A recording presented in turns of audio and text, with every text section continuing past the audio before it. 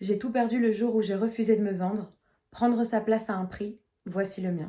À 22 ans, je décide de me mettre sérieusement à la musique. Je commence à aller en studio pour enregistrer différentes chansons.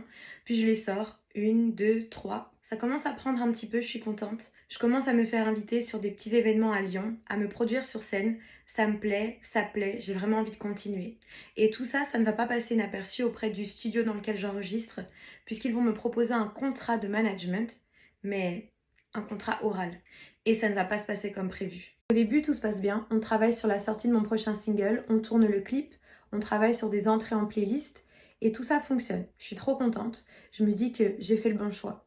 Le truc, c'est que le studio va se servir de cette occasion pour me proposer un contrat d'édition que je refuse évidemment puisque je suis auteure, compositrice, interprète. Même si j'ai co-composé certains de mes titres avec des ingé-sons de ce studio, je me dis que j'ai envie que mes titres m'appartiennent et qu'il n'a jamais été lieu de signer un contrat d'édition.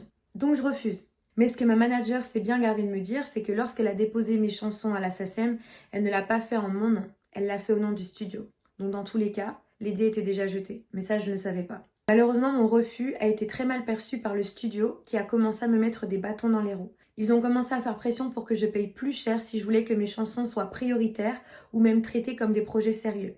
Je tiens d'ailleurs à dire que 600 € et 5 ans plus tard, je n'ai toujours pas les versions terminées des autres chansons. Plus encore, un matin, je me suis réveillée et toutes mes chansons étaient supprimées des plateformes de streaming. Même mon clip qui m'avait coûté plusieurs milliers d'euros était supprimé. En fait, le studio avait tout signalé pour violation de droits d'auteur. Ça m'a vraiment traumatisée, ça m'a fait très mal, écœurée. J'arrête la musique.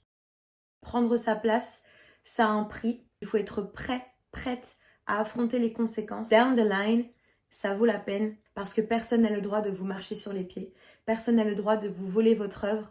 Donc moi, je suis restée alignée à mes valeurs. Ça m'a coûté cher, c'est vrai, très cher. Mais si c'était à refaire, je pense que je referais exactement pareil.